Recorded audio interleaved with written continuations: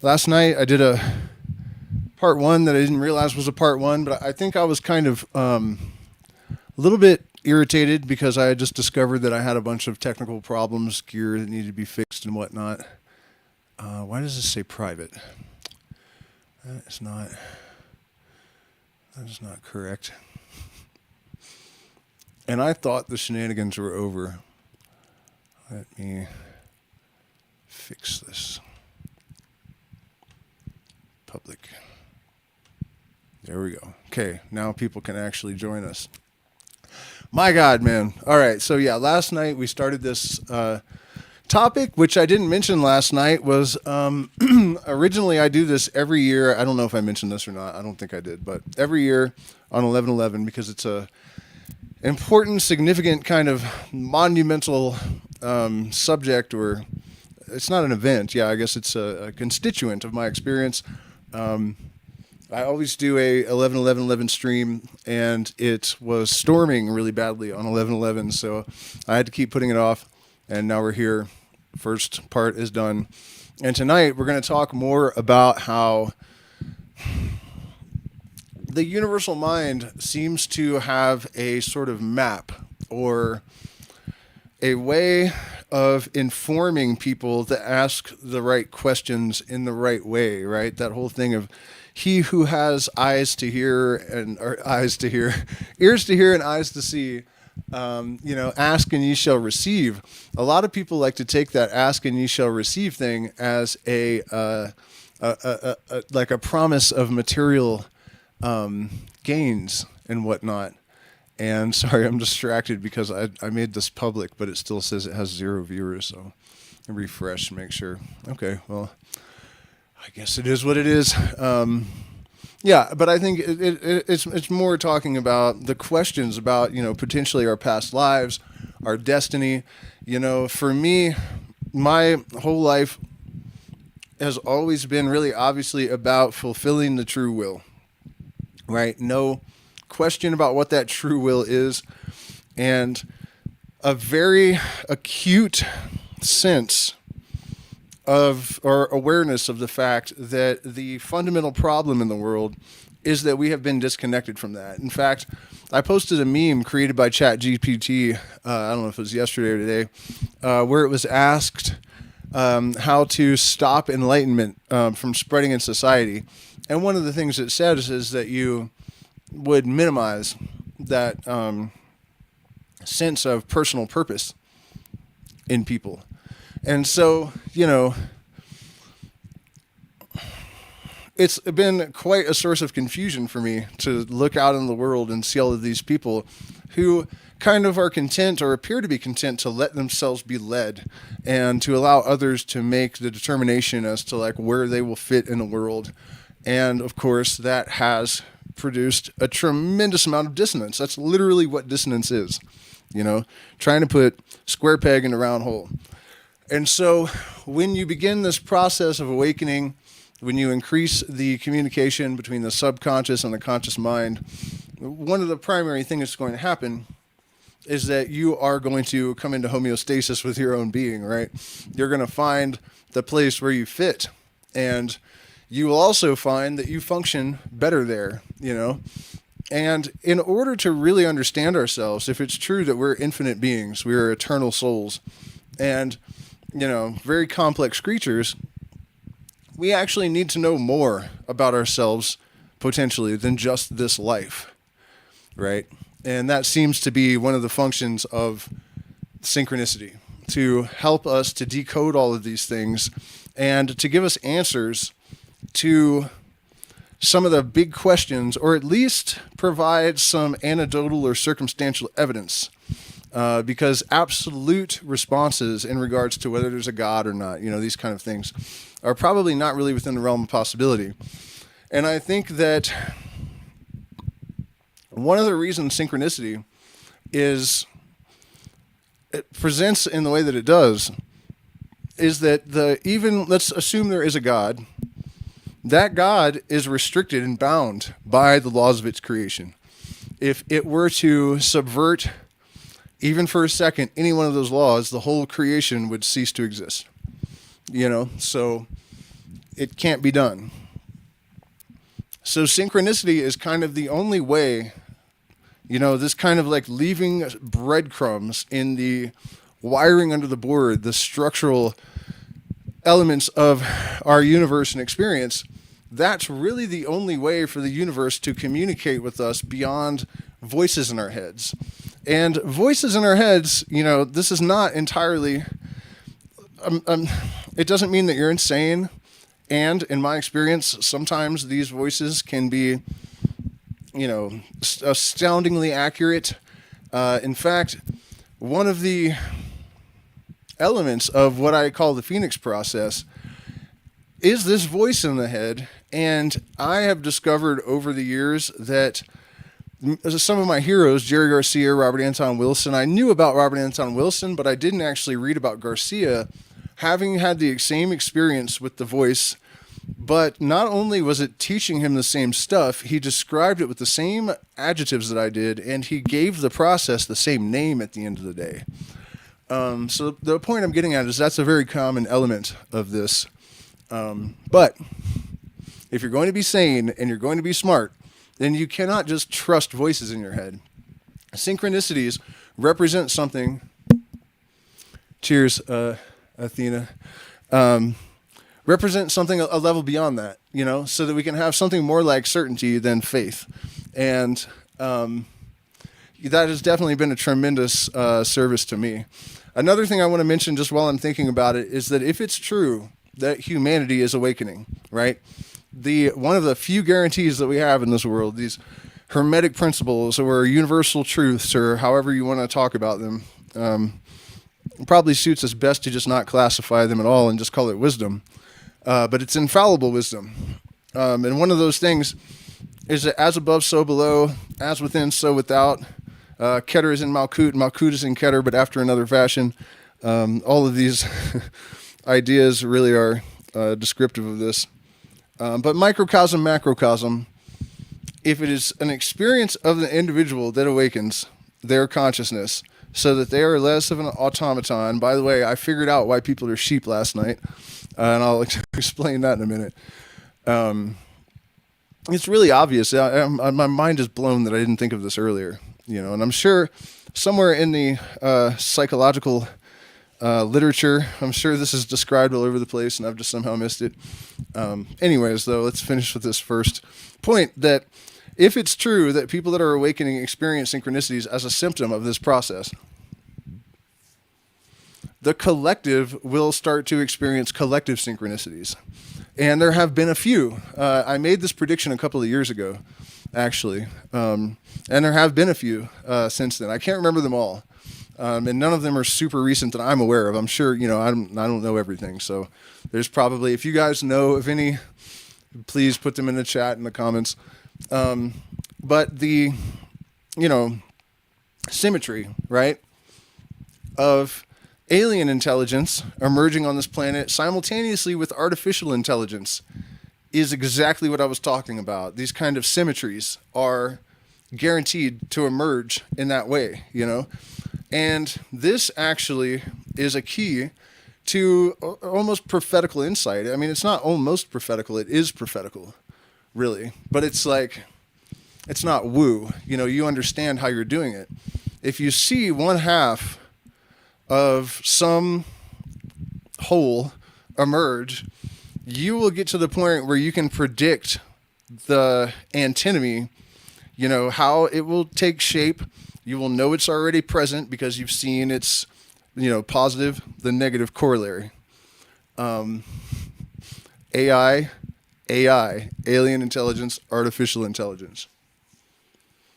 And then, this one's hilarious, but there was a penis-shaped, balls and everything,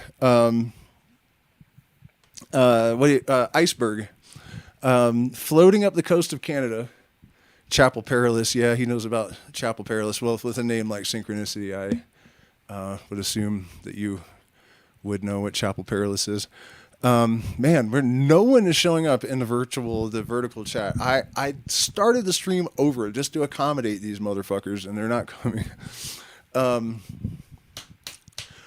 was I talking about? Oh yeah, okay. This cock and balls iceberg is floating up. Oh my God, what was it called? Conception Bay, right? Conception Bay on its way to the place where it's landed was like, you know, the like uterus bay or something. I mean, it was completely crazy. And this thing, you know, it's this dick floating up the ocean through Conception Bay, heading to Uterus Island or whatever the hell, you know. This is the kind of thing I mean, you know. These are those mysterious godwinks. These are expressions of the symmetry, and one of the most important things that they tell us is that whole hermetic axiom that the all is mind. You know, the Buddha said this as well. Anybody with a flickering brain cell at some point probably figures this out, you know, that there is a connection between the our individual mind and the universal mind. That a good way that I like to explain this actually comes from the Pythagorean Illuminati, not the old one, but the new one. A lot of their stuff, by the way, I'm not endorsing them. The new PI, not the 2,000-year-old Pythagorean Illuminati. I fully endorse those guys. But there's a veil between worlds, is how, you know, they talk about it in the occult, different occult traditions from all over the world have some reference to this. The Western occult tradition, the veil, basically. And it's a Fourier transform, is how the Pythagorean Illuminati describe it. And I thought that was absolutely brilliant. And the function of this Fourier transform is to convert the ideal into the actual, you know? And that's how we end up with these coincidences, these synchronicities, like Mercury being right next to the sun and then discovering that if you knock a proton off Mercury, it becomes gold. You know, this kind of thing. Are expressions of the universal mind. These are the breadcrumbs that have been dropped for us to decode. And what I've noticed over the years is that it happens on a macro level and on a micro level. So you can apply the same sort of navigational protocol that you do to your own decoding of the information that the universe is presenting you with. You guys know Bob Dylan? What is that song? It's All Over Now, Baby Blue. He says, "The highway is for gamblers. You better use your sense and take what you have gathered from coincidence." Brilliant stuff. Leave your stepping stones behind. There's something calls for you. Forget about the dead you've left. They will not follow you. Strike another match and start anew, because it's all over now, baby blue. Other deeper meanings in a reference to the baby blue thing, but this is not the stream for that. Yeah, so, you know, we have it in micro and macro, these hints and insights and breadcrumbs leading us on, as Maynard James Keenan sang in the song 11, 1 and 1, 11, you are the voice that's been calling me back home, right? It's a wild, wild world, and we're in it. Hopefully to win it. Uh-oh, someone is entering my lair. What is this beast? Uh-oh. Looks like coca paste. I'll go ahead and lay off of that for the moment, though. Okay, so where are we going with all of this lunacy? We have discussed the macro and the micro to some extent. You know, I guess one of the things I didn't get into last night has to do with the possibility that, you know, one of the questions we all end up asking ourselves, I think, when you enter into this process, is reincarnation real? You know, and if so, who have I been in a past life? And that question, I was not even asking. I was not the least bit concerned. And those kind of details are things that I've noticed along the way that really make me question whether there isn't something that is consciously manipulating all of these circumstances, you know? I tend to think not, but some of my experiences refute that position pretty thoroughly.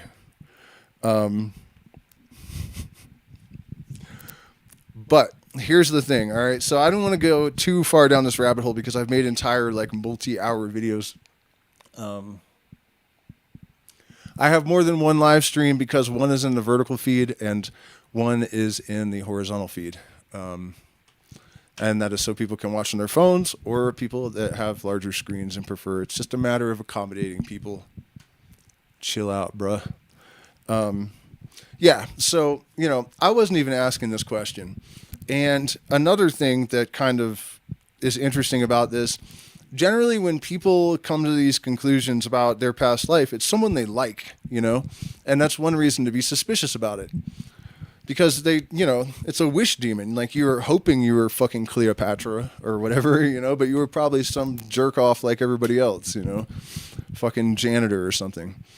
And and so I started getting all of these indications that I did not like one little bit. I viewed this person as an absolutely vile, evil, pedophile, Illuminati, monster. And it's entirely possible that that's true and fair, which still bothers me, honestly, to this day. The evidence is inconclusive, for sure. But it was down to the fact that, one morning my girlfriend had ordered me a book that was about this person's books. And I flip it open.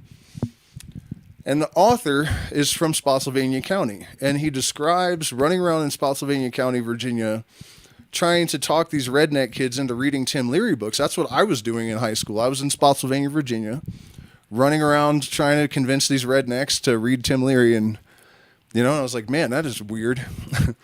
And then he, for no reason at all, mentions that he had this baseball card that was a Willie Mays and... it was Willie Mays and somebody else, one of those hella old school people. But the two of them, I also had that card.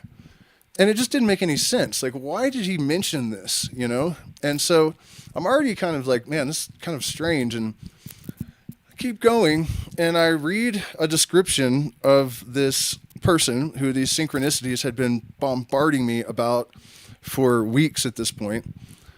And it said the beast... as a morning ritual was to put on his black smoking jacket. I looked down at my black smoking jacket that I had just ordered from Macy's because my mom sent me a gift card. 2 eggs, salt.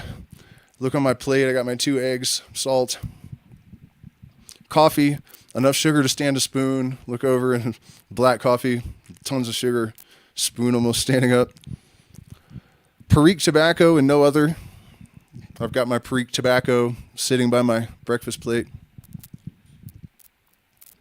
At this point, I'm almost scared to read the next line, and enough heroin to kill a horse. And I'm like, shoo, I don't have any heroin, but I sure did have a big ball of Peshawar opium that I had grown in my front yard, sitting right by my coffee. And then I started to realize that, all of these stories that I read from this guy, like, betting a girl in his mother's bed and she dropped an earring and that got him caught at the age of 15 or 14, whatever it was. Same thing, same age, same circumstance, caught the same way, right? So I'm like, and then I start realizing that this whole philosophy and everything has pretty much been in my head since I was a child. Some of the quotes from the books I had as thoughts as a child, And so you would think when it gets that thick, and trust me, it got thicker. This is just, a small sampling to give some context. There was plenty more. Extremely overwhelming, to put it mildly. I even went and rented a car, and every single thing about that car had some relationship. The odometer was the sacred radius of the Freemasons. The license plate was THX, which is in gematria 666, and then the 666 in numbers on it. It was a Mercury Mountaineer. It was silver, so... this person's planet was Mercury. He was a mountaineer. His order was the Silver Star. You know what I mean? Like, just everywhere I went, everything I did was it was just written. It was all over everything. So you would think that you would just accept it, right? And this is the advice that I'm trying to communicate here. If you really want to be good at navigating this kind of stuff, even when it gets that crazy, you still have to sit down, take a deep breath, and go through all the possibilities, One of those possibilities am I English? Yes. So geneticists say that any ancestor, you can remember their memories. This is a scientifically accepted thing now. So there's that, could have a common ancestor. My mom traced our lineage as a child and discovered that we were blue blood and could have easily been tied into that crowd. And then there's also the possibility of an Akashic record where, we just have access to information.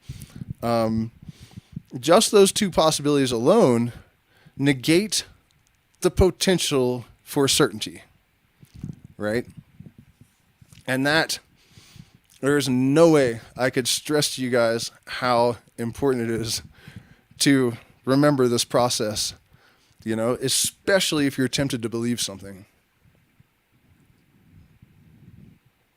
Yeah, Athena, they usually have bigger audience reach, but tonight there's only like 1 or 2 people. And the other one's doing a little better. 49 Days of Bardo. And a lot of you guys know who I'm talking about. I just hate saying it out loud, so I'm not going to do that. I did remember, though, about a couple of other wild instances of collective synchronicity. In fact, to give some context for this on a personal level, so that car that I had talked about renting that had all these things connecting me to this past life, potentially, we actually got that vehicle, and it was the wrong vehicle. It was supposed to be a red Dodge Nitro, and the guy's like, "Oh, I'm sorry, your car's not here, but there's this gray fucking Crowley mobile out there, and it was so over the top that we went to a Tool concert in it. That's why I rented it. I had to carry more people than my car could hold, and so I rented this Mercury Mountaineer. And so we get in it, and of course my asshole roommate somehow has Cradle of Filth's cover of Mr. Crowley in his like little, he had like 5 CDs, and of course he's got that and he puts it in. I didn't notice. I just turned the car on and that's what I hear. I'm like, Jesus, man, So we're going to this Tool concert, and by the way, when we got the car there and parked it there, people were walking by, and because a lot of Tool people are into Crowley, they'd be like, "Dude, what the fuck, did you do this? Did you do this on purpose with the license plate and the silver you know what I mean?" No, I did not do that on purpose. So anyways, on the way there, after we got done listening to Cradle of Filth, we put in the Grateful Dead, because of course, what do you follow Cradle of Filth with? And one of the performances was So Many Roads from the last Grateful Dead concert. And So Many Roads, later song, whatever, they didn't play it much. But first of all, he acknowledges them controlling the weather and stuff, which was something that was totally taboo to talk about even for the entire 30 years prior to this. So that was odd. But then Garcia starts singing about basically dying and going to heaven or whatever, leaving this earth and moving on to a better place. And he's singing like a black man on acid, which was not his style. So it was really weird. And they also did 2 encores at the end of the show as if they knew that they weren't going to do another concert because Garcia died a week later. So anyways, we listened to this version of So Many Roads, really powerful. Everyone's crying in the car. And, choked through with my choked voice, I say, and that's the last we saw of him. And at that moment, we were turning around a sharp turn, and there's this like blinding rainbow directly in front of us, which was the symbol that Deadheads associate with Garcia. And, everyone in the car understood, right away what that was. And so, rainbow could be just a total coincidence, right? Right? Well, you guys can check this out. The surviving members did a reunion show on their 50th anniversary, and the first 2 nights were in the Bay Area. And it was also Gay Pride Day. So they go into this song called The Other One, and when Weir sings, the rainbows spiral round and round and tremble, then explode. Note that there are rainbows, plural, in the song. As he's singing this, two rainbows form behind the stage, so perfectly framing the stage. And everybody's looking around, and there's only a cloud above the stadium because it doesn't rain in June in the Bay Area. It just doesn't. Only right above the stage, and just enough to allow these rainbows to form. And it was so over the top insane that Billboard magazine printed an article saying that they had used LEDs to somehow create rainbows in the sky, and they called the Dead's lighting company, who sarcastically was like, yeah, dude, we put 500,000 LEDs in the sky, you idiot. And so they printed that, and the lighting company called Billboard, and they're like, hey, are you stupid? We were joking. It was being sarcastic. You cannot do that. There's no way to do that. And so they published a redactment or a retractment or whatever that said maybe the Dead does jam with God. So yeah, I don't know if that's a synchronicity or some kind of like spiritual phenomena, or even something just generated by having so many people, especially with their filters open on psychedelics, with the same idea in the back of their mind. And the more people you have focused on this one single objective, I think the better of a chance. This is how rain dances worked. I've seen a rain dance work. I have seen wind blow on command with a Hawaiian shaman. And I have experienced from my own point of view, and also hearing stories like, the rainbow thing at the Dead show and many other similar ones. These stories of music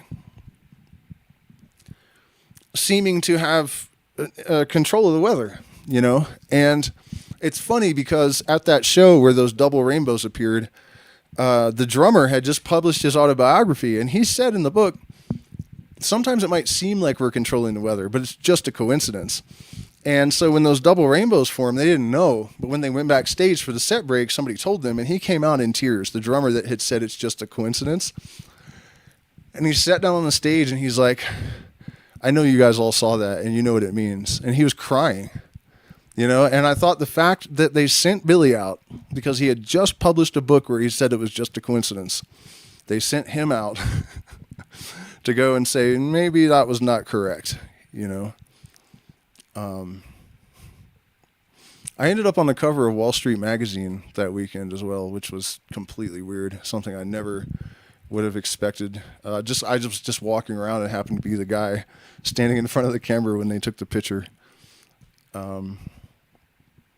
Yeah. So, where the hell was I going with this? I know I had a plan. There was conceptual continuity. But for the moment, I have brain fog. So let me check the chat and see. If you guys have any questions or comments, also, it's always AI. Do you know bands from Baltimore, Polka Dot Cadaver Dog? No, I do not know those bands. Are you not that old? So what was your incarnation in between? Oh, thank you for asking me that, because that actually helped jog my memory to remind me of the next thing that I was going to talk about. And the answer is that I think I may have been my mother's, not boyfriend, but like soulmate or something. He died a few months before I was born. And listen to this shit. So this is one of the ways to use synchronicity. I'm really glad that I came onto this, because this is like really applicable, functionally usable stuff of substance, which is what we need from this sort of phenomena, really, right? So in, I think, 2011, of course, I got sort of fake married to this really wealthy girl. Her parents were rich. I didn't believe her, honestly, so it wasn't about that. I didn't do it for that reason. I thought she was full of shit, because I went to their house, and it was a small house, and they had a Subaru Outback and a little stupid other car, and there was no reason to think, there was a big hot tub, like, almost in the living room, because they didn't have anywhere to put it. I thought that was weird, sort of rich person-esque. But there was no real evidence until the day we got married. And I realized they had flown like 100 people from all over the country to the wedding. There were all these yuppies. And we were in the middle of nowhere in these like peaks of the mountains. And then it started to dawn on me that they had spent an insane amount of money. And so anyways, I married this girl, found myself in this really weird circumstance where, I wanted to grow pot to try to fund my music, and I was like, well, I need a house. And they're like, okay, well, let's go find one. And I'm like, what? They would just, whatever. Okay, 40-acre property, no problem, Mom, I need $10,000, and it would just be in the bank, and I was like, what the fuck is happening? Yeah. So anyways, it didn't turn out well, exactly.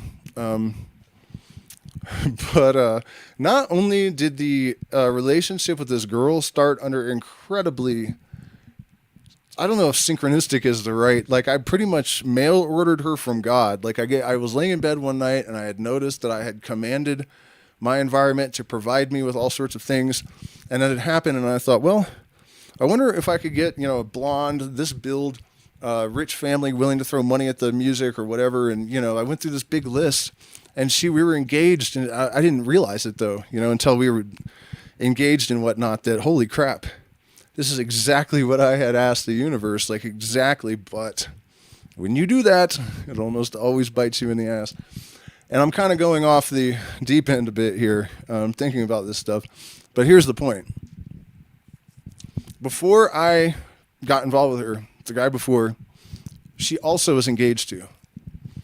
And he huffed himself to death while drunk, playing PGA golf, right? You know how they say you always marry your mother? The guy that he had asked me who my previous incarnation may have been, my name is Harley James Michael, right? His name was Michael James. That's why I have 4 names, because my mom insisted on naming me after this guy. And so Michael James died on a golf course, huffing while drunk. At the same age that my fiance's. And it was also, she said, her soulmate, just like my mom said about this guy. So the lesson there is that if I had had greater wisdom, I would have known, because I knew it wasn't good if I was dating my mother. And I should have gone, I need to fix this and not be married to this girl and not get into a relationship afterwards. Because again, the next one was my mother, but like even more like insane, So that's the kind of thing that I'm suggesting here. When these insane synchronicities show up, at the time I was like, wow, that's, I think I found it a little bit disconcerting, but I didn't really have the presence of mind to interpret it exactly the way I needed to act on it correctly, which would have been to run like hell. But wait, there's more. And this is the really crazy part of it.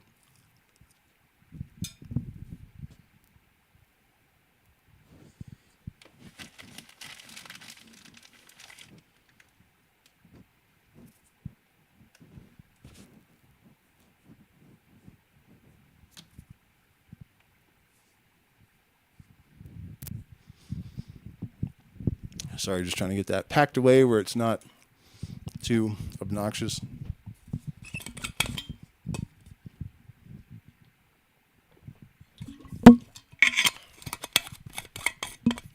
Okay, so during the Phoenix process, where I had this, voice that told me things that were always true, never got me into any trouble, and I failed miserably by not listening to it as much as I should, because I was trying to stay sane. It's like, I'm not going to just have some voice in my head telling me what to do, and I'm actually doing, you know what I mean? That sounds like schizophrenia. That's not good. I was wrong. It was whatever it was, higher self, God, some fucking demon that had my best. I don't know, but I do know I should have listened more. So my mom had told me that Michael James died on a motorcycle, and that's why my first name was Harley. My mom was a liar, basically. She lied to me about who my father was until I was 11. And then she started dating my real father, 11, of course. And she told me, this is actually your dad. Both of them were named Jeff. There's some symmetry for you, right? So I had precedent, to believe this voice. It said, do me a favor, call your mom. I was just sitting on my back porch. It said, do me a favor, call your mom. And I was like, okay. Called my mom up. I'm like, hey, Mom. She's like, yeah. And the voice goes, ask her what really happened to Michael James. And I'm like, what? And it's all just do it. So I said, Mom, what really happened to Michael James? And she's like, what? And I knew, I could hear immediately. It's true. Whatever this thing is, it's true. She lied. Then it said, ask her what Steve Miller had to do with it. And I was like, Steve Miller, the classic rock? The silence. And I was like, okay, what did Steve Miller have to do with his death, Mom? And she's like, Harley, you're scaring me. You're like a TV psychic or something. And I was like, oh no, this isn't TV, Mom. And just silence for a long time. And she said he killed himself huffing gas and drinking on a golf course because he caught a guy named Steve Miller having sex with his girlfriend. And, I don't think she spoke to me again for like a month because it just freaked her out so badly. And so I don't know what happened there. I don't know if, it is true that I am my mother's son and we can remember things from our ancestors. And she's the most direct possible ancestor. So the possibility that that voice was nothing but my subconscious and that I just extracted that information because I wanted it. And I knew, because I had her memories in my DNA. Or a whole lot of other possibilities, Yeah, but that's funny. That's wild that somebody asked me in the chat at that exact moment, this is universal mind stuff. Somebody asked me at that exact moment that I was trying to remember what I was going to talk about next. And it was the doorway into that story. Which just reminded me of our next chapter in this debacle. Do me a favor. My best friend growing up at the trailer park in the 90s name is Harley, and my name is Jeff. Yeah, that's funny. Upon exiting the Chapel Perilous, one will either become paranoid or an agnostic. Yeah, that's exactly right. Yeah, I would assume that's a quote directly from Robert Anton Wilson. Yeah, man, my poor mom, though. Can you imagine? That must have been so freaky to have that happen to her, And I had been telling her for a while, there's like weird stuff going on, Mom. I don't think, I'm like not quite normal or something, and I'm pretty sure I'm not crazy. There's tons of witnesses to all this stuff, and, and she's just like, you're on drugs. You've lost your fucking mind, and so it was really, in a way, really satisfying for me to call and do that to her because it's like, what now? What now? What do you got to say now? And no, for those of you that aren't aware, we did not have a good relationship. If I seem a bit flippant about my mom. Okay, so there was something else that led me to though. That was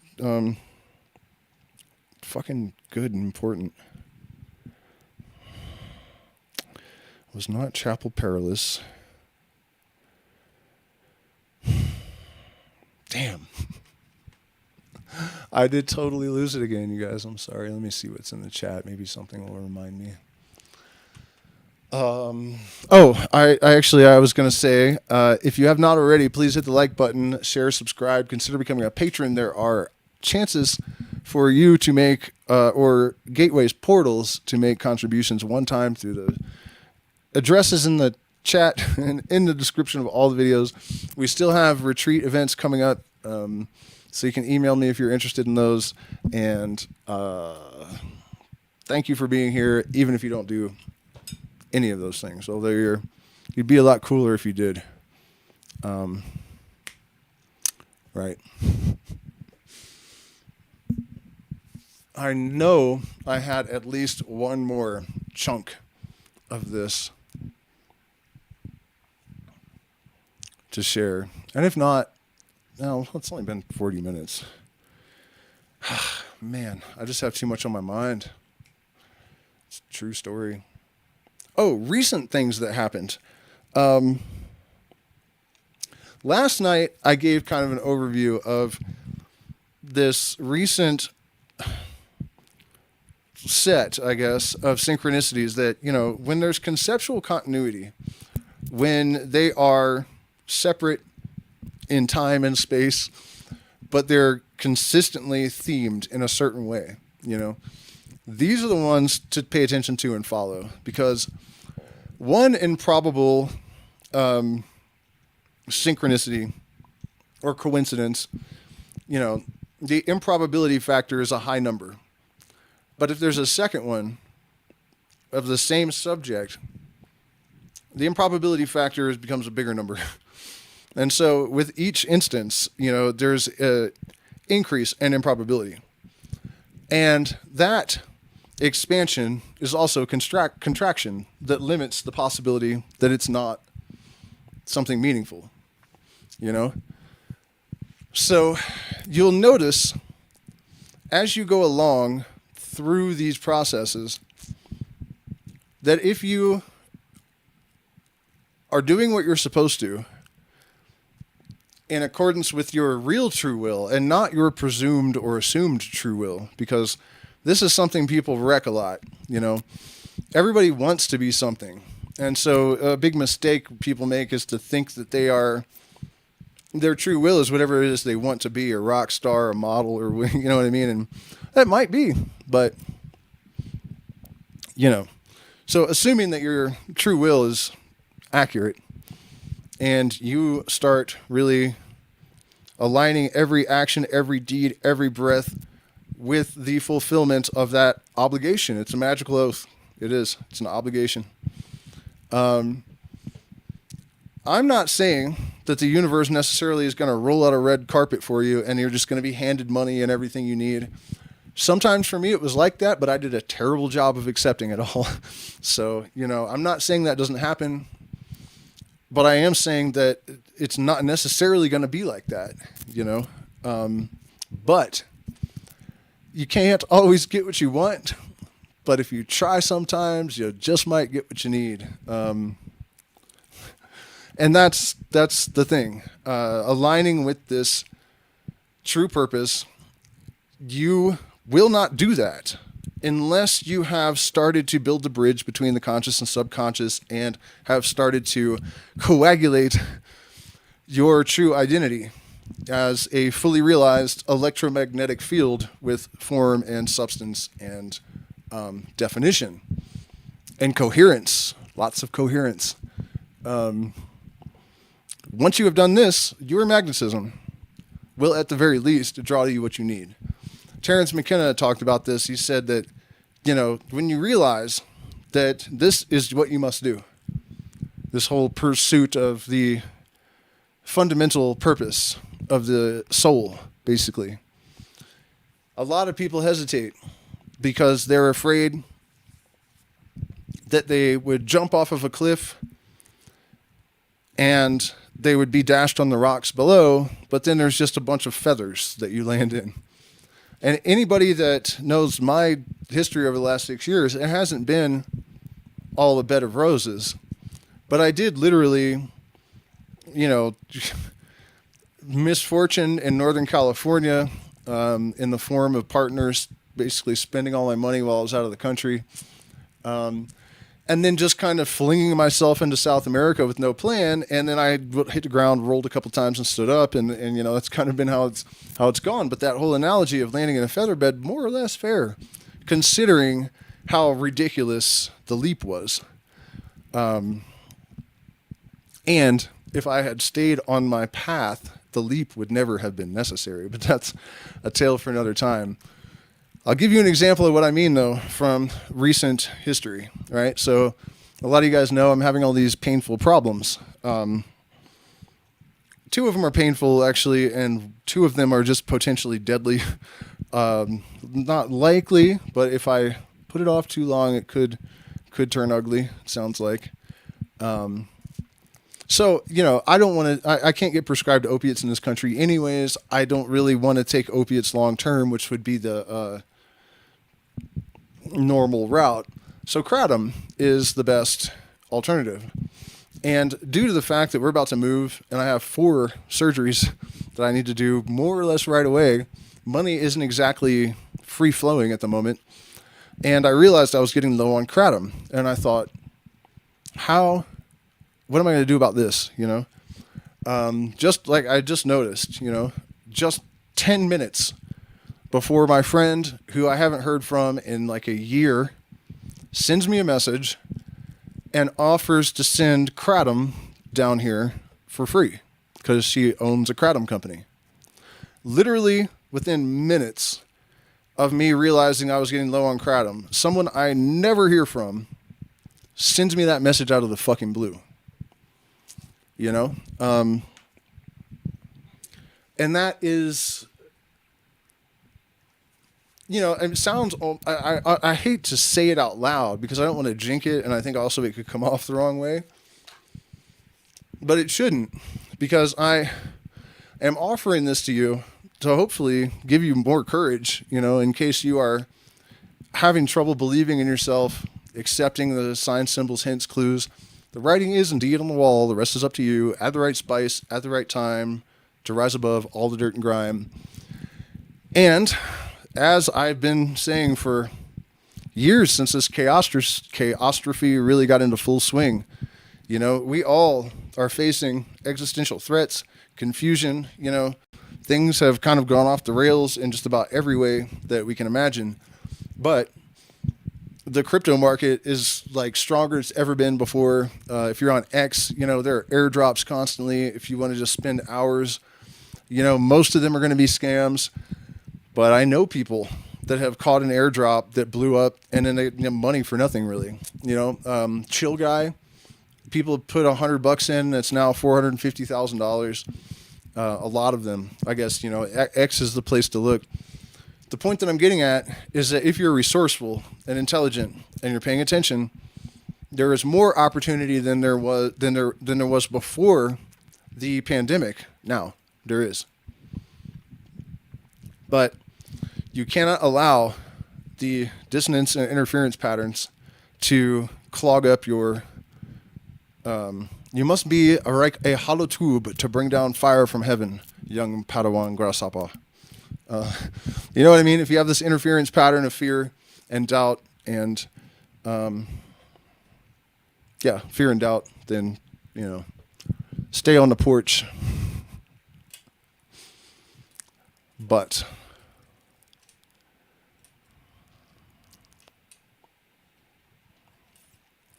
everything is in balance, and that means the more chaos there is, the more order there is. The more hate there is, the more love there is. The more hot there is, the more cold there is. The more broke there is, the more paid there is. It's all a matter of where you decide to put your focus, I suppose. A wise man once said, any decision made out of fear is wrong. Any decision made out of love is correct. Is it an oversimplification? I don't think it is. I really don't think it is. And, this secret indeed to everything is symmetry. The same symmetries that create order in the universe. There is no order in the universe. There is no life. There certainly is no beauty. There is no structure. There is no possibility of repetition of predictable patterns that we can turn to our ends and that allow us to make plans and execute them and whatnot. Symmetry is at the core of all life and experience. Symmetry is beauty as well. Symmetry is what lets algorithms make accurate predictions. Algorithms can be deployed to describe the behavior of practically any system that has behavior. What I just said, those last couple of sentences there, really are the key to all of this.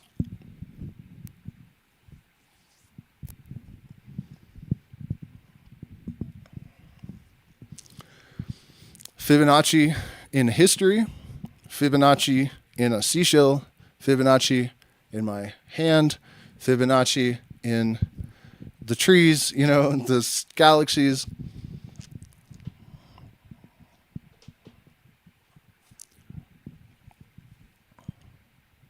Symmetry. Okay, let me check in with the chat, but I think I got to keep it a little bit short tonight because I still have some practicing to do. I'm going to try to do the music stream on Saturday. My interface is either working or not working, and I don't know what to do about it. But I'm going to try again on Saturday. But we're going morel hunting tomorrow because it has been raining a lot.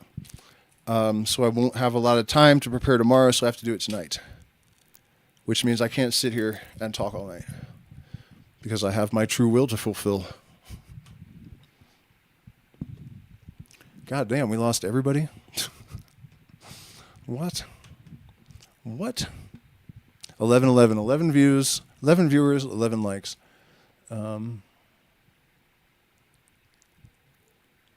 Yeah, well, thoth is just the intellect. I don't really know that I think thoth is... What kind of trips did you have on Sacred Datura? Who is asking? Are you asking me that? Money is not the root of all evil. It absolutely isn't. It is the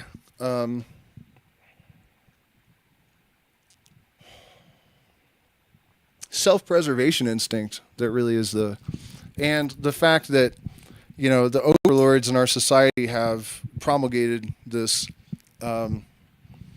distorted perception of what self-preservation even looks like. Because helping your fellow man, being a steward of the environment, all of these things are actually self-preservation. Empathy is self-preservation. Charity is self-preservation. Kindness is self-preservation. So I think that it's not really true that money is the root of all evil. Money is a tool. A chainsaw is a tool, I mean, drugs are tools. It just depends. If you use all of these things destructively, they fuck things up. And if you use them with wisdom, they're great. Nuclear power can power cities, or it can kindle the stars, the same energy that lights the stars on our enemies.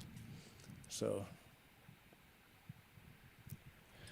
yeah, well, he's asking about the individual electromagnetic field causing synchronicity and whatnot. I mean, I don't know that...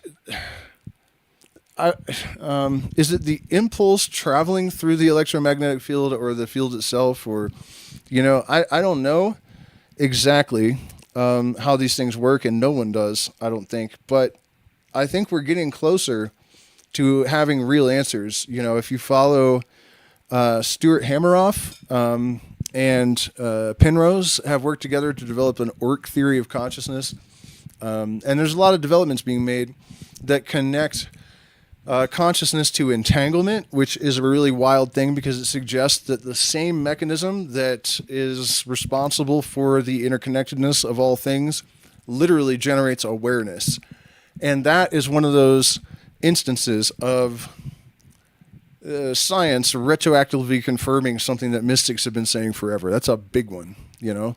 And the idea that there's an omnipresent mind, the fact that Michael Levin has proven that you can manipulate electromagnetic fields in a way that changes the morphology of organisms and their progeny without changing the DNA, meaning the field is more important than the genetics, and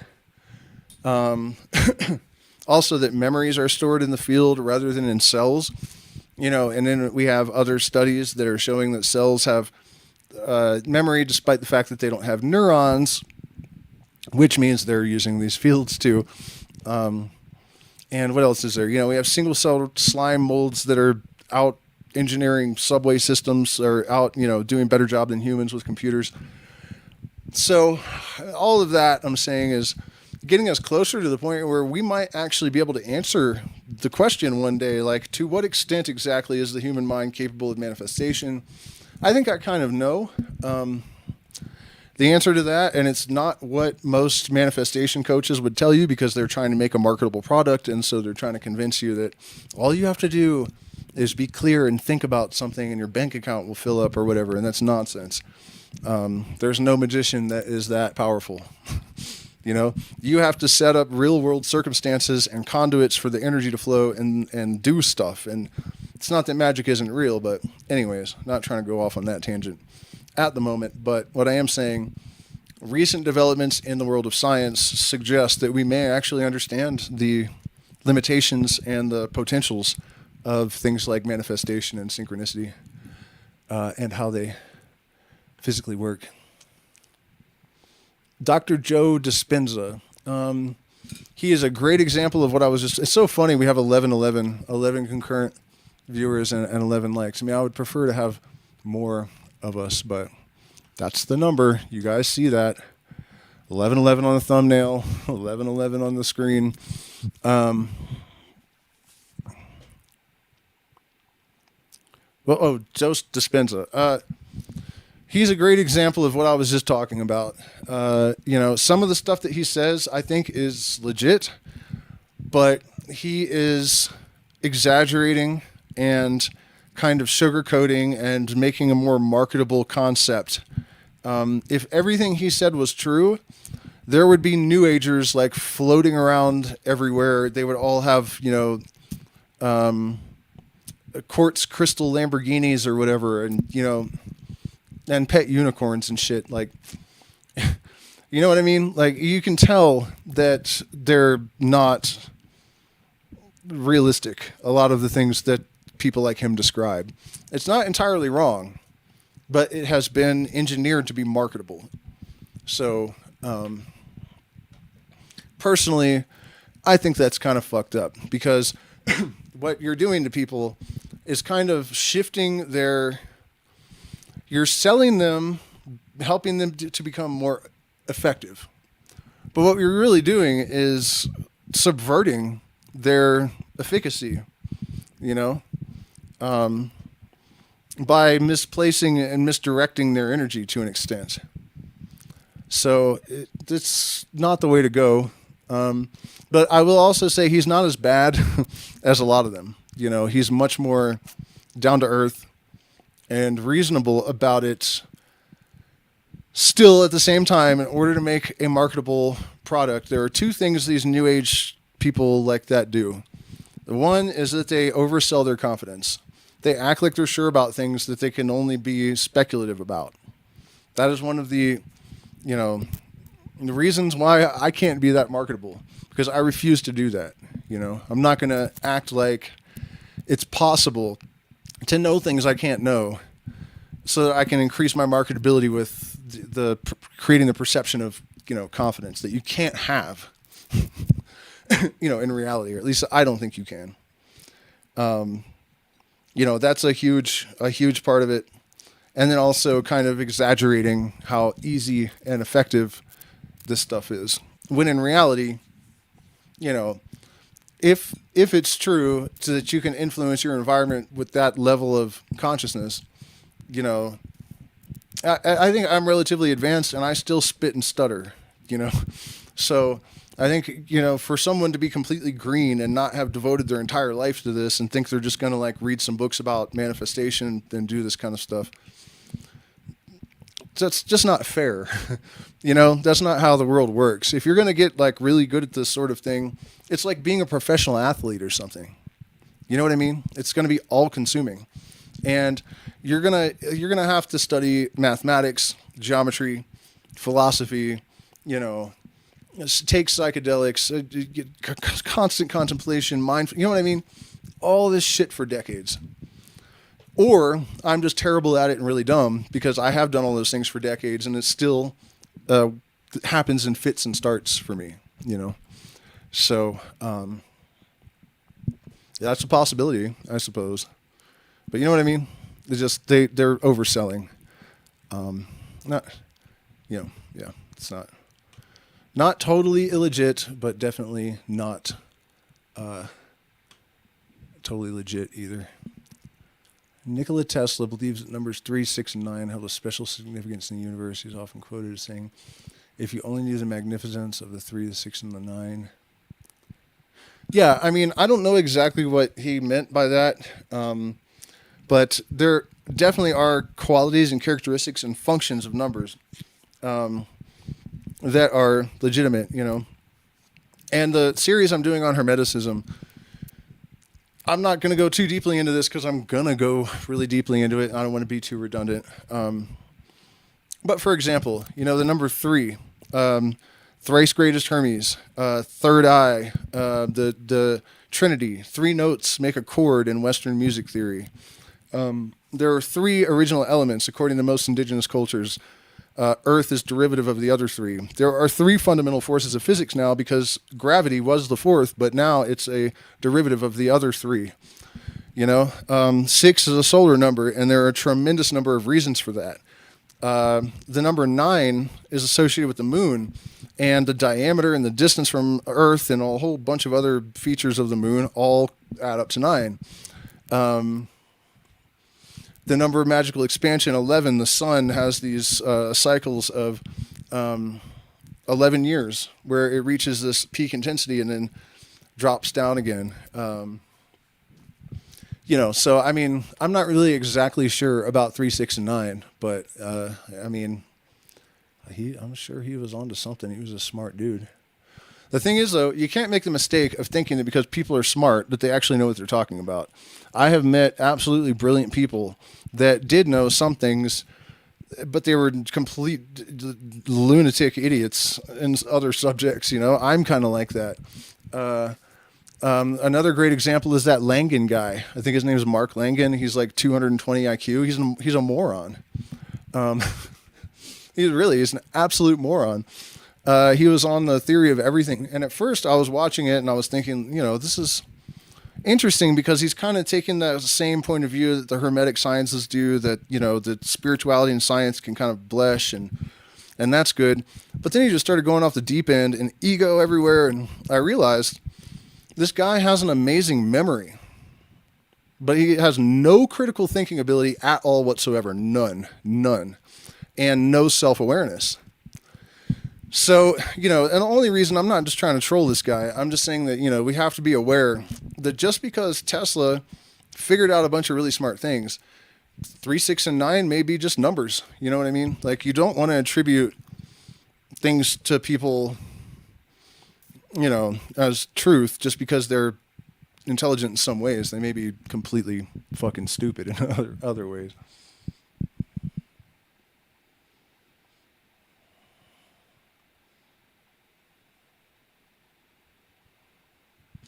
Also, that guy, Terrence Howard, that was crazy because nothing that he said even sounded smart, and there's probably people watching the stream that are going to get butthurt about that. And I don't really care because it's true. It was mind-numbingly dumb. And I've noticed he has vanished from the social media spectrum almost completely. I hope people figured out, so we got to be careful. What happened there is that our trust in the system and in everything, even the fundamental assumptions that like 1 times 1 is 1, people became so paranoid that this guy who was obviously lying about stuff, like when he brought those patents up on Rogan, those were actually, there's a process, I think it's called exclusionary differentiation clause or something. What they're supposed to do is they give a list of patents that exist that are not the patents that they are patenting, but they are similar. And so they're saying not this patent, not this patent, not this patent, not this patent. That's what that list was. And he knew it. He was literally lying to everyone watching Rogan. He knew those were dead patents that were not being used by those companies. So it was crazy to watch this dude and then having people, you know, I point this stuff out and people are attacking me. I'm like, go look them up yourself. Pause on Rogan and go to the patent office website before you attack somebody and just look for yourself, fucker, you know. 1 times 1 is not 2. Nothing he said about DNA and the spirals and all that, none of that wasn't even from a scientist. It was from an artist from like the 1960s or something, you know. So yeah, and I noticed as I started talking about what a lying idiot that guy was, we lost like, you know, 5 or 6 viewers because they probably are of the opinion that Terrence Howard was revolutionizing everything and he was persecuted for his genius. And no, man, he was like a flat earther, you know. And I hate that. I really hate it because it is true that a lot of the things that we have been taught are correct, are not. You know, and the fundamental thing that a sort of intelligence that is integrated into the fabric of reality and the knowledge that comes along with that type of experience of the universe is fundamentally important to the psychological, emotional, and spiritual health of mankind. So when people like Billy Carson and Terrence Howard come along, making us all look like drooling idiots, you know, it's not going to help us with like acclamation, you know. It really, you know, people like Terrence Howard do this movement more of a disservice than the CIA, really. He probably works for them, honestly. But yeah, if I seem to get a little bit triggered when I talk about these people, that's why, you know, because it just does a tremendous amount of damage when they get a large platform and start running their dumbass mouths. It's not good. We don't like it. So, on a happier note, though, symmetry. It's beauty. It's order. It's evidence. It is a dialogue with the universal mind and the subconscious mind. And it is through that process that we individuate, self-realize, self-define. You know, we have been undergoing a sort of chrysalis metamorphosis, right? And when a caterpillar is in a chrysalis, it's basically in a coma. In fact, it's not even just that it doesn't know what it is. It literally liquefies and then reformulates into a fucking butterfly. And by the way, the only way that could happen is if it was a field, morphological field, that is directing the process, I think. I mean, how do you just turn to liquid and then reform into a completely different organism? I mean, do you know how complex it is to organize peptides and aminos and all of these things into butterfly fucking wings of a certain species? And, you know, I mean, wild shit. Point is, while it's in that cocoon stage, it doesn't even know what the fuck it is. And really, it's not even anything. It's not anything, you know, definable. It's just a glop. That's people until they wake up. And you'll notice that when a butterfly emerges from a chrysalis, its wings are all fucked up and wet and, you know, they're all wrinkled and it's like, it's you know, they're still not really a butterfly. They can't do anything. And they're probably in shock, just kind of sitting there like, wait, I think I'm not a caterpillar anymore. And then it notices like, ugh, what the hell are those? Oh, wait. And then it starts moving and rustling them and fanning them in the wind. And all this process takes about 2 or 3 hours. for a butterfly, maybe 4. But the lifespan of a butterfly is only a few weeks.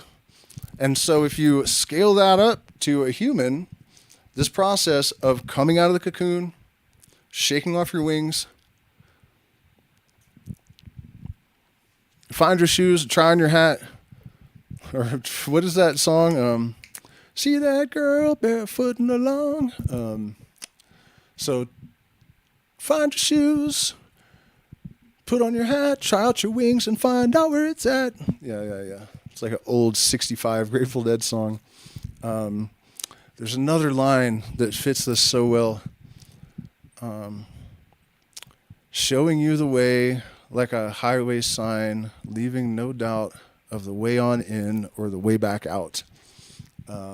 Probably not perfect, but you guys know what I'm getting at here. You know, the scale, it's years. But the process for anyone watching this probably has already begun. And once it has been catalyzed, it is rare. It's not impossible, but it is rare that it can be stopped by anything other than death. And death probably is an advantage, is a boon to this process. For me at this point, I'm 45, almost 46 years old. If I die, I imagine it'll just give me a, younger meat suit to, get my aptitude, back, to a nice youthful, you know what I mean? Like, I doubt death is even an issue. So,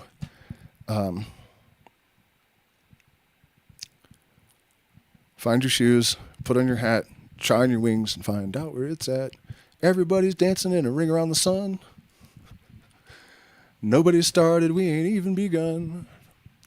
So anyways, thank you guys so much for spending this time with me. Speaking of music, I'm going to shut up and play a lot of it for many hours.